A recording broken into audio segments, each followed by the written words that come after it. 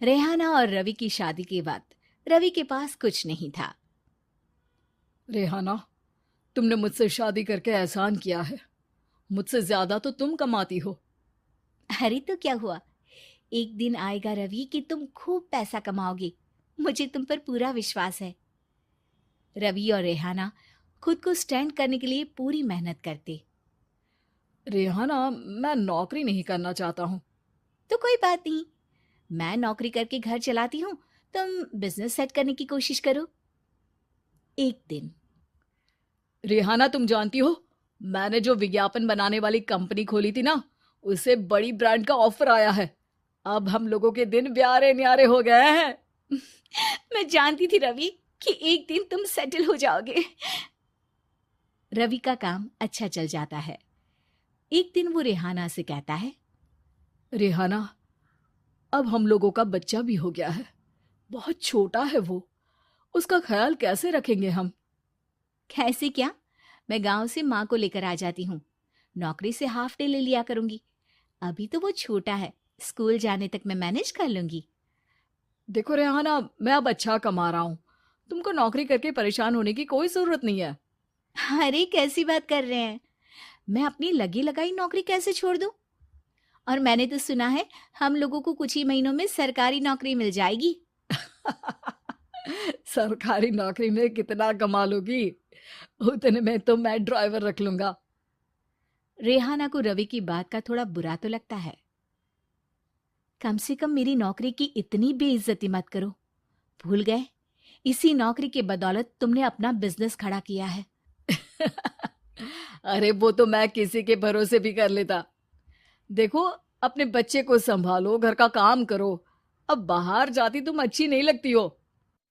रेहाना रवि के कहने पर नौकरी तो छोड़ देती है, लेकिन अब बड़े से घर में उसकी कीमत किसी नौकर से कम नहीं होती। एक दिन रवि का दोस्त आता है। भाभी, हम लोग तो आपको तब से जानते हैं जब से आप लोग शादी होकर इस शहर में आए थे। आपकी बदौलत ही सारा बिजनेस खड़ा हुआ है। ये किस्मत तो आप ही की है भाभी। हाँ हाँ भाई, हमारी मेहनत तो कुछ है ही नहीं। अरे होगी, लेकिन भाभी की किस्मत के आगे कुछ नहीं। दोस्त वहां से चला जाता है, लेकिन रवि का गुस्सा सातवें आसमान में होता है।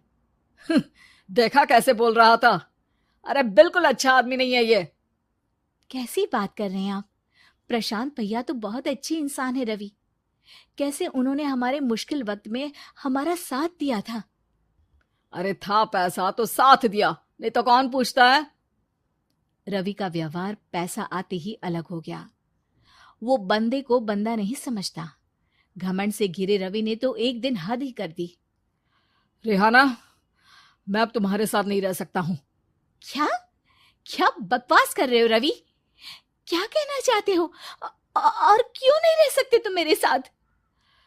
देखो, मुझे कोई और पसंद है, और उसने साथ रहने पर बस यही शर्त रखी है कि मुझे तुम्हें तलाक देना होगा।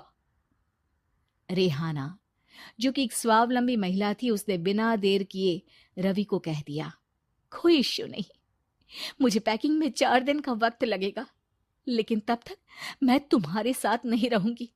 4 दिन के लिए तुम कहीं और शिफ्ट हो जाओ, मैं घर से निकलूंगी तो बता दूंगी। रवि घर छोड़कर चला जाता है। रेहाना को दुख होता है, वो रोती है, लेकिन व्यवहार से स्ट्रांग रेहाना को पति के वापस आने का और उसे सबक सिखाने का पूरा भरोसा था। फिर एक दिन, अरे शुशिका, कब शादी करोगे तुम मुझसे? यार मैंने तो सोचा था तुम शादी से पहले मुझे विदेश लेकर जाओगे, महंगी कार दिलाओगे। अरे सब दिला दूंगा, लेकिन पहले मुझसे शादी तो कर लो। हाँ हाँ, क्यों नहीं। मैं कुछ दिनों के लिए अपने मम्मी पापा के पास जा रही हूँ और लोगों से अपनी शादी की बात करूंगी। अरे शुशिका, कैसे रहूंगा मैं तुम्हारे बिना? अब तो शादी ही होने वाली है हम लोगों की। शुशिका रवि को छोड़कर चली जाती है। रवि घर आता है, जहां रेहाना को ना पाकर उसे सब अजीब लगता है। घर तो रेहाना के बिना कुछ नहीं है। बच्चे की याद भी आ रही है। चलो एक वीडियो कॉल कर लेता हूँ।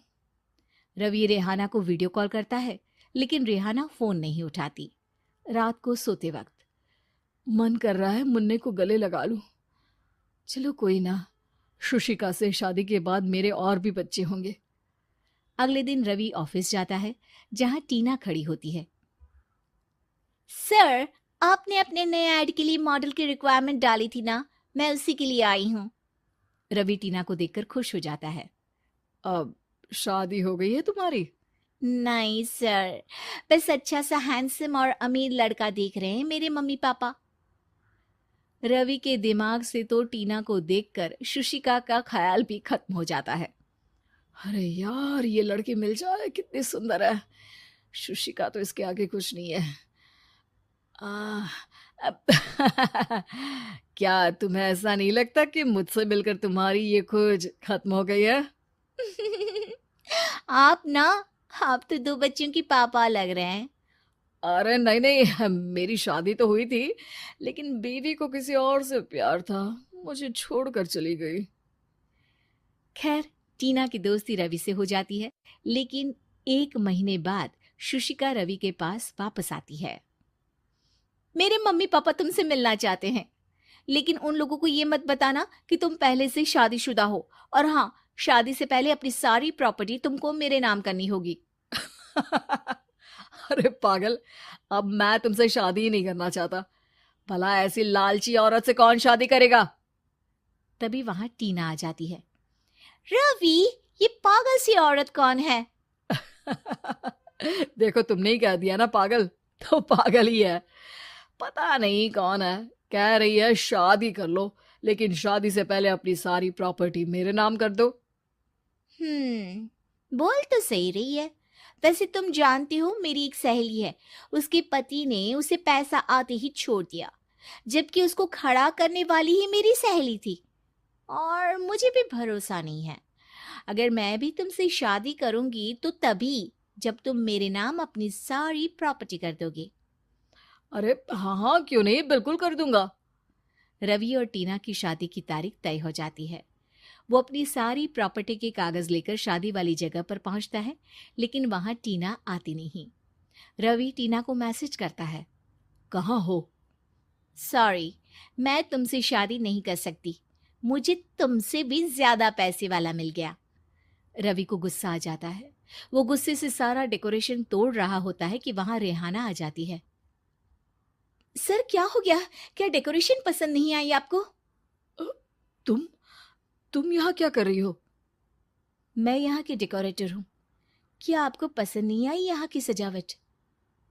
रवि दौड़कर रेहाना के गले लग जाता है। मुझे माफ कर दो रेहाना। रवि रेहाना के गले लग जाता है और रेहाना टीना को